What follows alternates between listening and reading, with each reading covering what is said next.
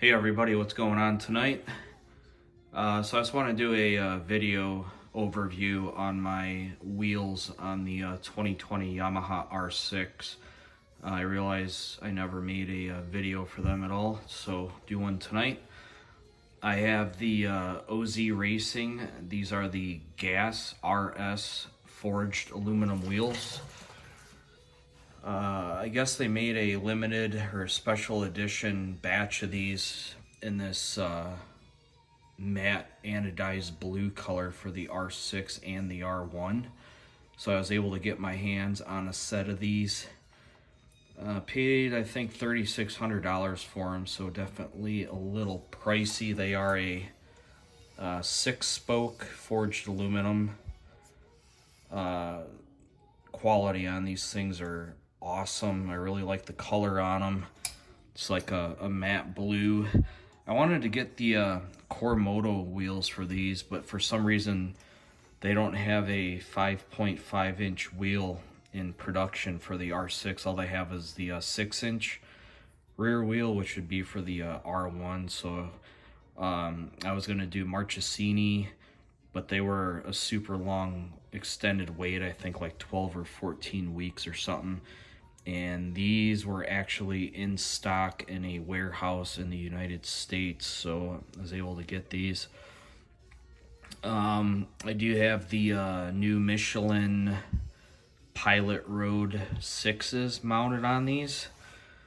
I just wanted to, I got these tires when they were first released earlier this year when they came out.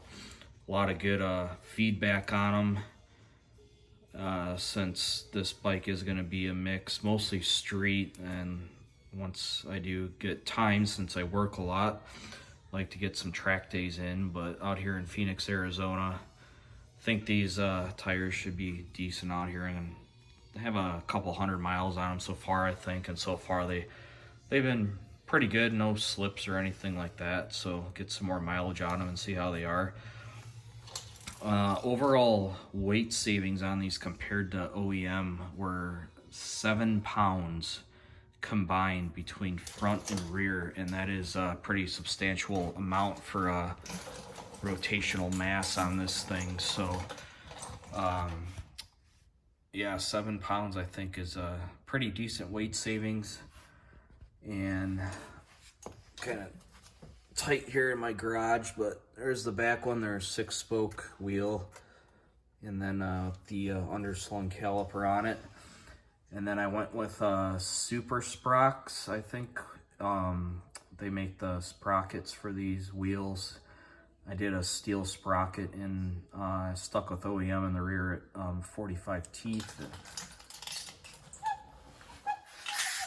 So just wanted to do this quick video, go over the wheels with you guys. And back to these Akasoto calipers too. I ended up finding a 7.5 millimeter spacers for these, which I got on tonight.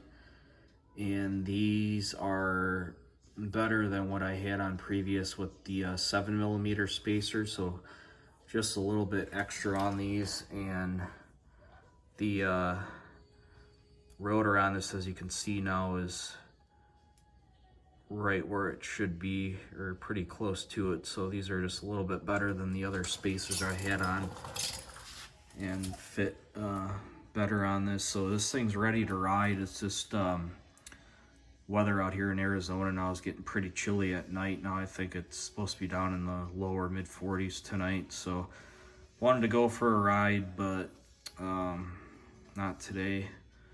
Still waiting on my the spark exhaust, which the last thing on this bike, and then I'll do another full overview on this whole build, on all the parts I use and stuff I switched out and why I decided to go with what I did.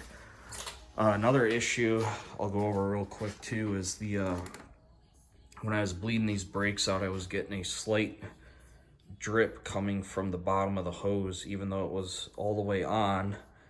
Still had this hose clamp on, it was tight, but somehow there was still brake fluid getting underneath and then going along the nipple and then somehow getting behind the clamp, and then it dripped out a little bit, so I put a zip tie on it there with the clamp, then I did another one down here. So I think that should do the trick on it now. It seems a bit tighter, so I'm not sure why it was still leaking behind the clamp on it. So that's good to go. Like I said, these brakes are all bled out. The lever on this is great, so I can't wait to ride it, get these brake pads bedded in, try out these new calipers and see how they feel. But I'm guessing the braking power on this thing is going to be awesome. Probably as easy 2-finger braking on this. Modulation is awesome. So if you guys have any questions on that, let me know.